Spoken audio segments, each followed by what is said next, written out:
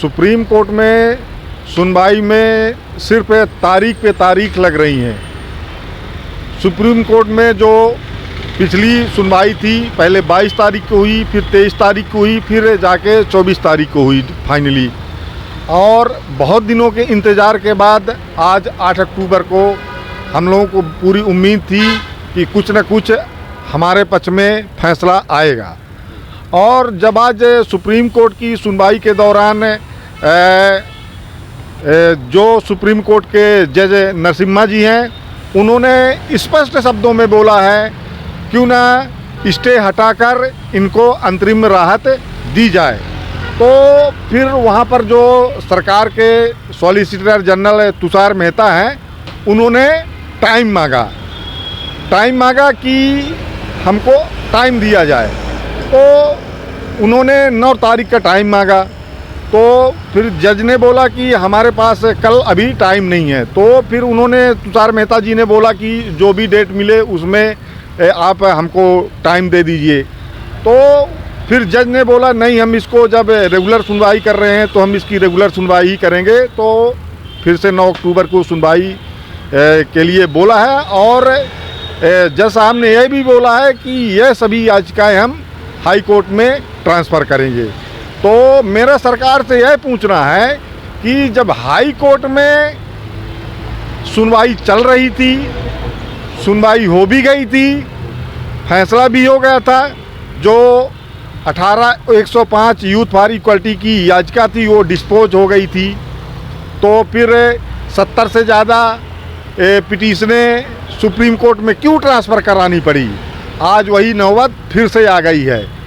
Supreme court ने बोला है कि हम इन सभी याचिकाओं को फिर से हाई कोर्ट में भेजेंगे।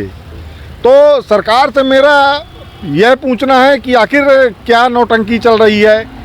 कभी हाई कोर्ट, कभी सुप्रीम कोर्ट, इस प्रकार से चक्कर बच्चे काट रहे हैं। तो इस प्रकार की नौटंकी मत कीजिए।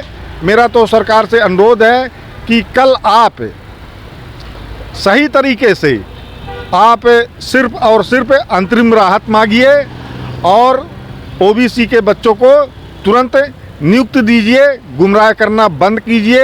कभी हाई कोर्ट का, कभी सुप्रीम कोर्ट का बहाना बंद कीजिए। बड़ी उम्मीद से हम लोग एक एक दिन गिन रहे थे कि आज 8 अक्टूबर आएगा, कुछ अच्छा उसमें हमें सुनने को मिलेगा। सरकार का जो जेस्चर है वो काफ़ी पॉजिटिव रहा है और सरकार भी चाहती थी कि हम लोगों को राहत मिले। लेकिन ये जो हमें देखने में आ रहा है ये बड़ा दयनीय है कि मतलब हर बार उन्हें सरकार को समय चाहिए। सर कितना समय चाहिए? 6 साल हो गए हैं। 6 साल से हम लोग एक एक दिन गिनते हैं, हम पल पल गिनते हैं कि कब हमारी सुनवाई होगी। उसको बड़ी उम्मीद लगा करके हम यूट्यूब पर उसे देखते हैं, लेकिन बार बार समय मांगेंगे, मतलब देरी से मिला न्याय नहीं होगा। हमें मतलब 6 साल हो गए हैं। तो हमारी पीड़ा को समझिए और इसका त्वरित मतलब कल उम्मीद है मुझे कि कल बेशक इसे ट्रांसफ़र कर दिया जाए मध्य प्रदेश में, लेकिन उसके पहले अंतरिम राहत दी जाए हम लोगों को, ताकि हमारी नियुक्तियों का रास्ता खुल जाए। अभी उम्मीद की किरण जगी हुई है। जी, उम्मीद की किरण जगी हुई है कि अगर हमें अंतरिम राहत दे दी जाती है, क्योंकि सरकार जो है वो चाहती है कि अंतरिम राहत दे दी जाए, तो अगर सरकार का ऐसा है तो फिर कल इस तरीके से पैरवी की जाए और उसके बाद में बेशक केस चलता रहे, क्योंकि कब तक चलेगा केस और कब तक हम लोग अपनी नियुक्ति के लिए भटकते रहेंगे। देखिए, कांग्रेस पार्टी लगातार कह रही है कि भारतीय जनता पार्टी की सरकार इस आरक्षण को ओबीसी तक पहुंचने नहीं देना चाहती। तो कभी ये कोर्ट में एफिडेविट देते हैं कि आरक्षण ना दिया जाए, कभी ये कहते हैं कि आरक्षण देने के लिए सरकार प्रयास कर रही है, और जब कोर्ट में जाते हैं तो समय मांग करके उस समय को बढ़ाने की कोशिश करते हैं।